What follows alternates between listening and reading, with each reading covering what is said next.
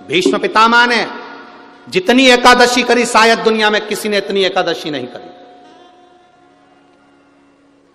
तो भीष्म पितामह ने जो एकादशी करी उसका पुण्य भीष्म पितामह को देना। क्या करना पड़ेगा? पितामह के लिए अर्जुन से कहो बाण छोड़े, पितामह के शरीर को वो बाण छुएंगे, लगेंगे। दुनिया को लगेगा कि भीष्म पितामह बाणों की सैया पर पड़े हैं, पर भीष्म पितामह बाणों की सैया पर नहीं। पितामह ने जितनी एकादशी करी है वो सारी एकादशी बाण बनकर भीष्म पितामह को अपने हाथ पर झेल लेगी, उसको मरने नहीं देगी, पटक। जिसको इतने सारे बाण चुभे हों उसको कितना कष्ट होगा, पर भीष्म पितामह का पूरा शरीर देखो, पूरी कथा देखो, भीष्म पितामह की महाभारत को उठाकर एक एक पर्व को पढ़कर देखना, उसमें भीष्म पितामह बड़े आनंद से बाणों की सैया पर पड़े। द्वारकाधीश पूछ रहे हैं मरते क्यों नहीं हो, दर्द नहीं हो रहा, कष्ट नहीं हो रहा? भीष्म पितामह कह रहे हैं मुझे तो लगता ही नहीं कि मैं बाणों की सैया पर हूं, मुझे तो लगता है जैसे मैं मेरी मां की गोद में सोया हुआ हूं। एकादशी ने भीष्म पितामह को झेल कर रखा था। एकादशी शिव कथा कह रही है। कोई चिढ़ रहा है चिढ़ने दो, कोई अपशब्द कह रहा है कहने दो, कोई आड़ा टेढ़ा कह रहा है कहने दो, कोई कुछ भी बोले तुम्हें मतलब। जो शुक्ल पक्षी की एकादशी के दिन शास्त्र कहता है घर के बुजुर्गों को, घर के बड़ों को, जेठ जेठानी हो, सास ससुर हो, घर में जो तुम्हारी उम्र से बड़ा हो, उसको एकादशी के दिन फूल या पीली चने की दाल या पीला वस्त्र, कुछ भी पीली सामग्री आज घर के बड़ों को देना चाहिए। क्यों देना चाहिए?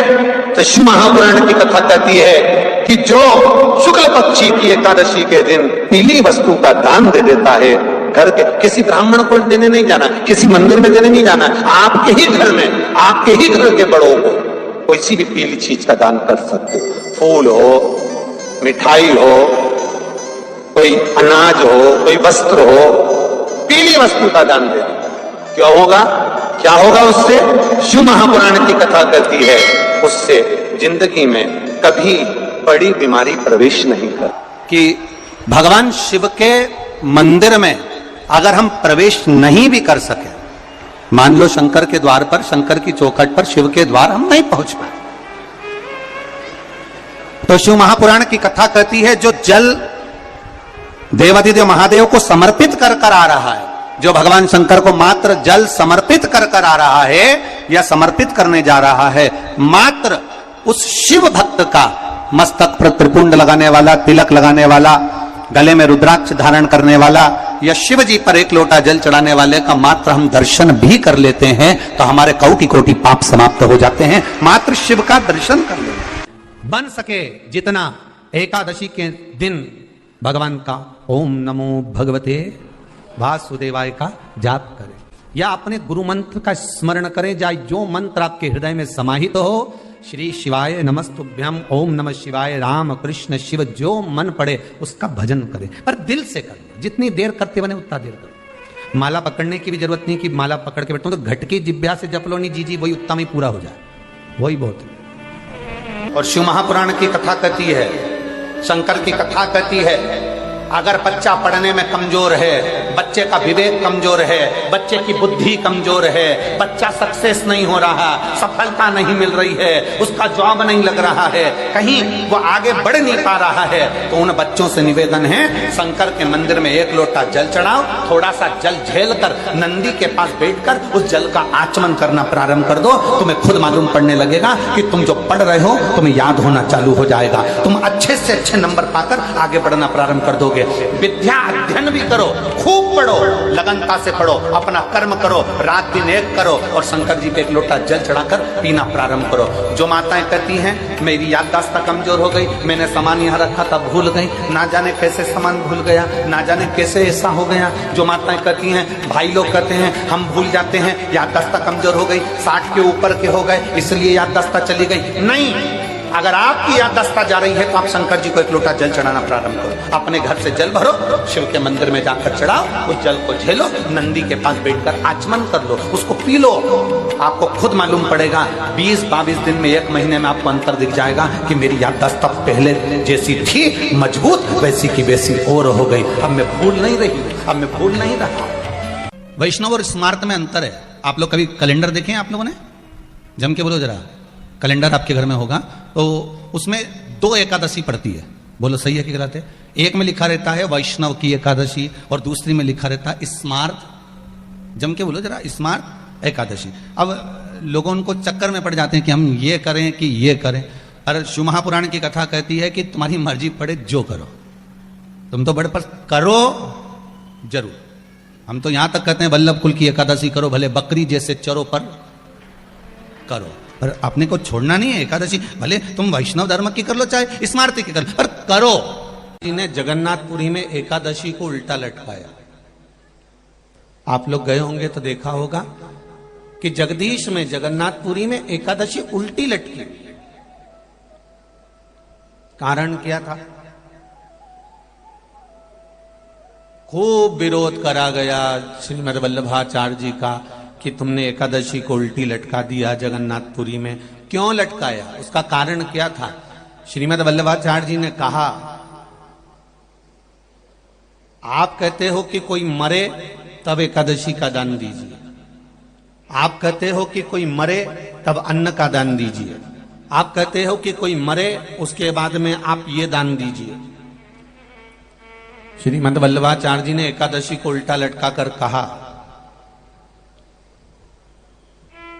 कि एकादशी का अगर दान करना है तो पहले एकादशी करो, और एकादशी करने के बाद उस एकादशी का फिर दान करो जीते जी।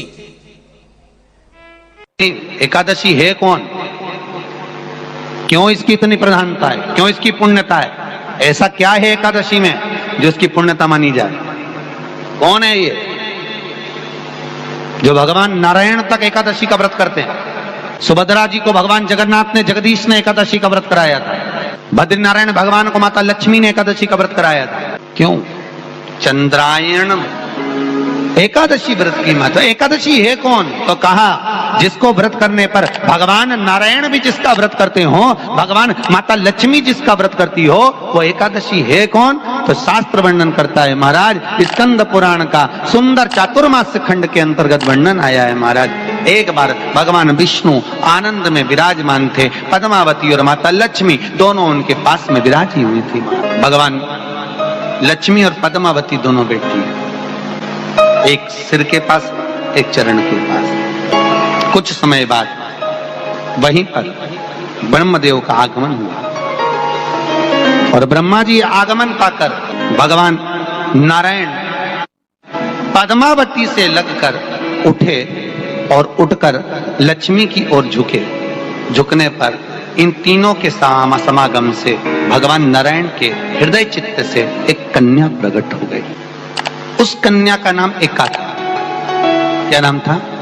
एका। अब 10 उसके गुण इतने प्रबल थे, वो 10 गुण उसके बड़े प्रबल थे कि वो एका जिसको निहारती थी उसको संपदावान बना देती थी, जिसको देख लेती थी उसके जीवन में वो आनंद की अनुभूतियां करा देती थी। एका जिस मार्ग से जाती थी उस मार्ग के द्वार खोल देती थी। एका का पुण्य इतना पुण्य प्रखर। पद्मावती और लक्ष्मी ने कहा, महाराज ये बेटी आपके द्वारा निर्मित हुई है, इसका कन्यादान करना चाहिए। हमारे यहाँ हिंदू धर्म में रीति है, जिस दिन कन्यादान करा जाता है उस दिन व्रत रखा जाता है। अब आजकल रखते कि नहीं रखते हो मालूम नहीं, और कन्यादान करते समय व्रत रखा जाता है। व्रत रख श्री शिवाय नमस्तु नमस्तु। मांग तुझे क्या चाहिए? एकादशी ने भगवान विष्णु से कहा, नाथ प्रभु वर दे दो, मृत्यु लोक में जो मनुष्य मेरा व्रत करेगा, चाहे जलचर, थलचर, वायुचर या सांसारिक मनुष्य, मेरा अगर एकादशी का व्रत करेगा, प्रभु उसके यहाँ धन धान्य वैभव सुख संपदा बढ़ेगी और उस जीवात्मा को नरक नहीं भोगना पड़ेगा, सीधे वैकुंठ का उसको वास मिलेगा। जब जीव आत्मा को लेकर चला जाएगा, यम के दूत जब बंदी बनाकर ले जा रहे होंगे उस जीवात्मा को जिसके प्राण छूटे होंगे, यम के दूत जब बंदी बनाकर ले जा रहे होंगे, तब मुझे वर दो कि मैं इसका हाथ पकड़कर बेतन्नी से पार उतार कर सारे नरकों से निकालती हुई आपके धाम में लेकर आऊं। भगवान ने वर दे दिया, तथास्तु। हे एकादशी सुनो, मृत्यु लोक का मनुष्य अन्न का त्याग कर कर, क्योंकि अन्न में एकादशी के दिन पाप पुरुष रहता है, अन्न का त्याग कर कर एकादशी के दिन जो मनुष्य तुम्हारा व्रत धारण करेगा, उस व्रत को करेगा और उस व्रत को धारण करेगा, उसकी मनोकामना पूर्ण होकर वो मेरे ही धाम को जाएगा। ये तो हुआ एकादशी के जन्म की कथा। एकादशी का व्रत करती, बहुत ध्यान से सुनना आज की कथा को, शायद जिंदगी में मिली ना मिली, पर ये कथा का रिश्ता तो बहुत ध्यान से सुनना। स्कंद पुराण यहाँ तक कहती है कि इस कथा के चरित्र को जो श्रवण कर लेता है उसको 26 एकादशी करना भी नहीं पड़ती। इस एकादशी की केवल ये कथा सुनकर ही वो तर जाता है। बहुत ध्यान से सुनना इसको, कथा को। एकादशी के दिन जब आप जल शंकर को चढ़ाने तो रोज ही जाते, जब एकादशी का दिन रहे और शंकर जी के मंदिर में आप जल समर्पित करें तो 3 बार मुख से स्वधा स्वधा स्वधा या स्वधा स्तोत्र का पाठ, जिसमें 12 श्लोक 2-4 हैं। पैसा तो आ रहा है पर घर में टिक नहीं रहा, डॉक्टर में, पुलिस में, एक्सीडेंट आदि में, कहीं गलत जगह पर, व्यसन में अगर पैसा जा रहा है, जुए में, मांसाहार, मदिरा पान, या कहीं आया पैसा आने में कमी नहीं, आ रहा है पर टिक नहीं रहा, रुक नहीं रहा। कोई मांगने आ गया, दे दिया, फिर वहां से अपने पास नहीं आ रहा, अपन कह रहे हैं भैया हमारा पैसा लौटा दो, नहीं आ रहा। तो महाराज शिव महापुराण की कथा कहती है, एकादशी के दिन गंगा के जल में मात्र 7 बेलपत्री डालकर जो नंदीश्वर भगवान अर्थात जो शंकर जी के शिवलिंग के सामने नंदी होता है, उस नंदी के चरण पर गंगा का जल चढ़ाकर बेलपत्री शिव पर समर्पित कर देता है, उसके घर में रुपया रुकना चालू हो जाता है, फिर वो गलत जगह पर नहीं जाता, गलत स्थान पर वो धन जाएगा ही नहीं। आप अगर श्री शिवाय नमस्तुभ्यम का जाप कर रहे हो, प्रतिदिन आपके मुख से 11 बार 21 बार श्री शिवाय नमस्तुभ्यम मंत्र निकल रहा है, भले काम करते करते निकले। शास्त्र कहता है 1 वर्ष 11 दिन इसके मुख से 11 बार प्रतिदिन श्री शिवाय नमस्तुभ्यम मंत्र का जाप निकलता है, तो मंत्र सिद्ध हो जाता है और उस मंत्र से वो अपने जीवन को सुखी कर सकते हैं। एकादशी के दिन कभी तुम बद्रीनाथ चले जाओ, एकादशी के दिन तुम द्वारका चले जाओ, एकादशी के दिन तुम तिरुपति चले जाओ, एकादशी के दिन तुम जगन्नाथ चले जाओ, एकादशी के दिन तुम तुम्हारी मर्जी पड़े भगवान के किसी धाम में चले जाओ और भगवान को भोग लगाओ और उनकी थाली को झांक कर देखना, उसमें चावल जरूर मिलेगा। उसमें ऐसा नहीं है कि चावल नहीं मिलेगा। बद्री नारायण में भगवान को चावल का भोग लगा हुआ मिलेगा, द्वारका में चावल का भोग लगा हुआ मिलेगा, आपको जगन्नाथ में चावल का भोग लगा हुआ मिलेगा, तिरुपति में मिलेगा, द्वारकाधीश में मिलेगा, नाथद्वारा में मिलेगा, सांवरिया सेठ में मिलेगा, ठाकुरोली जी में मिलेगा। आप जहां जाओगे वहां पर एकादशी के दिन भगवान को चावल आएगा, क्योंकि भगवान के लिए परहेज नहीं है। जो काम में डूबा हुआ है, जो आसक्ति में डूबा हुआ है, जो लोभ में डूबा हुआ है, जो वासनाओं में डूबा हुआ है, जो तृष्णा में डूबा हुआ है और जो माता के गर्भ से जन्म लिया, एकादशी के दिन चावल उसको नहीं खाना। एकादशी और द्वादशी के दिन हमारे हिंदू धर्म, हमारा शास्त्र कहता है, हमारे शास्त्र, हमारे वेद डॉक्टर वर्णन करते हैं कि पीपल के पत्ते को अगर एकादशी और द्वादशी के दिन एक तांबे के पात्र में गला कर रख दिया जाए और उस पानी का आचमन 3 बार करा जाए तो जिसकी नाड़ियां चोक भी हो जाती है, डॉक्टर बोले इसका बाईपास करना पड़ेगा, उसको केवल 3 आचमन पानी एकादशी और द्वादशी को पीपल के पत्ते का कराया जाए तो अंदर की नाड़ियां भी खुल जाती हैं। भगवान का एक नाम है अघोर। ब्रह्मा जी को दर्शन दिया, अघोर मतलब सिद्ध नाम। और बहुत ध्यान से सुनना भाई, बहुत प्रयास कर लिया आपने, कामना सिद्ध नहीं हो रही। एक लोटा जल, एक जल का पात्र लीजिए, उस जल के पात्र को लेकर उसमें थोड़ा सा लाल चंदन डालकर बेलपत्री के वृक्ष के नीचे और देवादिदेव महादेव को चढ़ाना प्रारंभ करें। उसके बाद में एक लोटा जल स्वच्छ फिर शिव जी को श्री शिवाय नमस्तुभ्यं हम बोलकर आपकी कामना कहकर भगवान शिव पर अघोरेश्वर महादेव का नाम लेकर आप चढ़ाना प्रारंभ करिए। बाबा आपका कार्य 3 महीने के अंदर पूर्ण कर देगा। सबने संभार एकादशी और द्वादशी इन 3 तिथियों पर एक रोटी में थोड़ा सा मीठा रखकर सोमक पितृ का नाम लेकर यदि गाय को खिला दिया जाता है, तो अगर कोई पूर्वज प्रेत योनि में भी पड़ा हुआ होता है, भटक रहा होता है, जिसको पिंड नहीं मिला, जो अचानक मर गया होता है, अधोगति में चले गया होता है, उस जीव की मुक्ति दशमी, एकादशी और द्वादशी 3 दिन सोमक पितृ का नाम लेकर रोटी में पूरी में मीठा रखकर अगर गाय को खिला दिया जाता है ये 3 दिन तक, तो वो पितृ कभी भटकते नहीं है, उनको मुक्ति प्राप्त हो जाती है मोक्ष में। ध्यान से आज की कथा सुनना कि एकादशी का आपसे आपके बच्चे पूछेंगे, मम्मी हम भगवान विष्णु का दर्शन करते हैं, हम राम जी का दर्शन करते हैं, हम कृष्ण भगवान का दर्शन करते हैं, हम भवानी माता का दर्शन करते हैं, हम शंकर जी का दर्शन करते हैं, हम सारे देवी देवताओं का दर्शन करते हैं, पर ये एकादशी माता तो कभी नजर ही नहीं आती। पूछेंगे कि नहीं पूछेंगे कि तुम जिस एकादशी का व्रत करते हो, इनका जन्म कहां से हुआ, कहां जन्मी थी? एकादशी की जन्मस्थली कहां है? भाई भगवान कृष्ण की जन्मस्थली तो मथुरा है, श्री राम जी महाराज की जन्मस्थली बोल दो जम के अयोध्या है।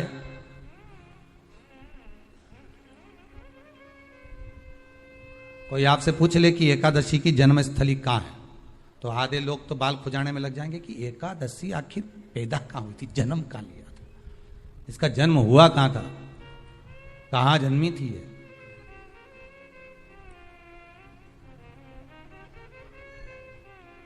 इसका जन्म स्थल है कहां? और अगर मान लो जन्म स्थल एकादशी का है,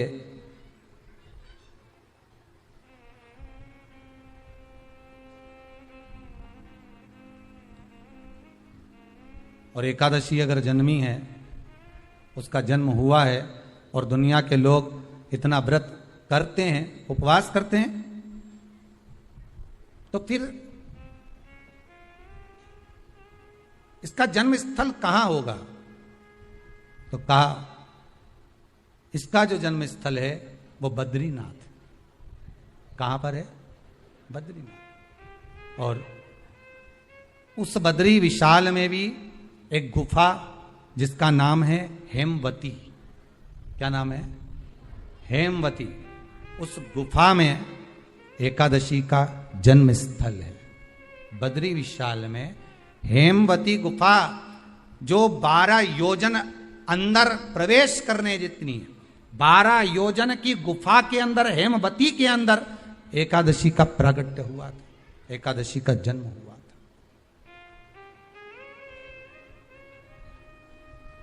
अब तो बता सकते हो ना कि कोई पूछे कि राम जी का जन्म अयोध्या में हुआ, भगवान कृष्ण का जन्म मथुरा में हुआ।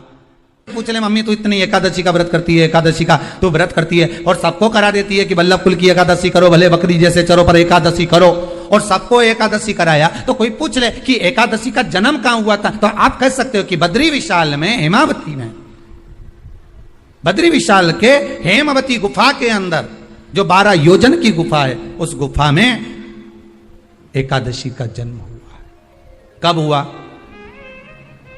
जन्म होने का कारण, राम जी के जन्म होने का कारण था रावण का संहार। भगवान कृष्ण के जन्म होने का कारण था कंस का संहार। नरसिंह भगवान के जन्म होने का कारण, प्रकट होने का कारण था हिरण्यकशिपु का संहार। बराह भगवान के प्रकट होने का कारण था कि पृथ्वी को जल पर लाकर ठहराना, हिरण्याक्ष का संग्राम। इसके जन्म का कारण क्या है? तो कहा इसके जन्म का केवल एक कारण है। सतयुग में, अब एक और बात का बहुत ध्यान दीजिएगा महाराज, सतयुग एक बार नहीं हुआ कि तुम सोचो कि सतयुग के बाद में द्वापर त्रेता आ गया, त्रेता के बाद द्वापर आ गया, द्वापर के बाद कलयुग आ। एक सतयुग नहीं है, एक त्रेता नहीं है, एक द्वापर नहीं है, ना जाने कितने कितने सतयुग निकल गए, ना जाने कितने कितने द्वापर त्रेता कलयुग, ना जाने कितने निकल गए। और आप और हम जैसे भी इस पृथ्वी पर ना जाने कितने, अरे जम के तो बोलो, निकल गए। पृथ्वी वहीं की वहीं है, जिस मकान में रहते हो वो मकान भी वहीं की वहीं है, बस कभी कभी एकदम प्लाट हो जाता है, फिर उस पर वापस बन जाता है, फिर क्लीन, फिर बन गया, फिर क्लीन, फिर बन गया। ना जाने कितने कितने कितने कितने जन्म हम ले चुके हैं, और हमारे भी आगे कितने जन्म होते रहेंगे। जमीन वहीं की वहीं रह जाएगी और अपन चले जाए, बस वो जगह वहीं रह गई। अभिषेक कर रहे हो, जल चढ़ा रहे हो, दूध चढ़ा रहे हो, आप पंचामृत सामग्री समर्पित कर रहे हो, आप दुनिया की सारी वस्तु भगवान को दे रहे हो, तो घी चढ़ाते समय जब घी चढ़ जाए, शंकर के शिवलिंग पर घी चढ़ गया, उसकी एक उंगली लेकर शिव मंदिर में जहां शंकर जी पिंडी पर बैठे हैं, उस जलाधारी पर जो शिवलिंग रखा हुआ है, उसके चारों तरफ उस घृत को लगा देना चाहिए अपनी कामना कर कर। महाराज शिव उसको स्वीकार करता है। जो अभिषेक आपने किया है वो अभिषेक का फल भगवान भोलेनाथ कुछ ही दिन में प्रदान कर देते हैं, मात्र उंगली फेर देने पर। घृत पात्र की उंगली जो को याद रखिए, गौदान और एकादशी। श्रीमद वल्लभाचार्य जी ने मायावत का खंडन करा था जगन्नाथपुरी में, और श्रीमद वल्लभाचार्य जी ने कहा था एकादशी मरने के बाद मत दो, एकादशी जीते जी दो। कहा था कि नहीं कहा था? जीते जी दान करिए। इसलिए जगदीश में, जगन्नाथपुरी में एकादशी उल्टी लटकी हुई है। करें आपने दर्शन? जगदीश में एकादशी को उल्टा लटकाया, क्यों? क्योंकि वल्लभ ने कहा कि एकादशी जीते जी दो। कई पंडित हम कहते हैं तुम्हारे दादाजी मर गए, जब 12वें का दिन होता है ना तो पंडित जी संकल्प छुड़ाते हैं, देव एकादशी। बड़े बेटे ने 5 दे दी, छोटी बहू ने 3 दे दी, उसने 2 दे दी, उसने 2 दे दी, तो क्या तुम्हारे दादाजी भिखारी थे जो तुम्हारी एकादशियां लेकर जाएंगे? और तुम कौन होते हो दादाजी को एकादशी देने वाले? तुमने कौन सा इतने पुण्य कर लिए जो तुमने एकादशी दे दी? एकादशी के दान की महत्वता श्रीमद वल्लभाचार्य जी ने कहा कि कोई व्यक्ति अगर खटिया पर सड़ रहा है, पलंग पर तड़प रहा है, हॉस्पिटल में पड़ा हुआ है, तो निवेदन है कि उसको देखने जाओ तो अपनी करी हुई एकादशी में से 2 एकादशी का दान उसको तुरंत दे दो। क्यों? तो जिससे उसको मोक्ष मिल जाए। तो एकादशी का व्रत ही पूर्व में किया गया हमारा पाप कर्म है। हमने किसी जीव की हत्या करी है, हमने किसी को कष्ट प्रदान करा है, हमने किसी को अपशब्द कहा है, हमने किसी को ताने दिए, हमने किसी को आड़ा टेढ़ा कहा है, हमने किसी को गालियां दे दी है। मात्र एकादशी का व्रत ही कर लेने पर ये सारे जो दोष हैं वो समाप्त हो जाते हैं। थोड़ा सा फल दो, एक केला दो, एक सेब दो, पपीता दो, तुम जो फलहार कर रहे हो, चाहे तुम मोरधान पा रहे हो, चाहे तुम जो सामग्री पा रहे हो, और वो थोड़ा सा दो, और गौ माता को उस दिन फलहार दो, अगर एकादशी का आपका व्रत है तो। पर दोष है आपने एकादशी का व्रत तो करा, पर सामने गाय आई ना तो आपने फलहार नहीं दिया, रोटी ही दी है, रोटी ही दी है। डब्बे में से निकाल के ले गई, गाय आई है, रोटी देना, देव मना नहीं। बाकी के दिन आप आपके बेटे से कहते हो रोटी दिया बेटा जा, पर आप अपने हाथों से, आपका व्रत है तो आप फलहार आप कर रहे हो, तो फलहार का ही दान गौ माता को दीजिए।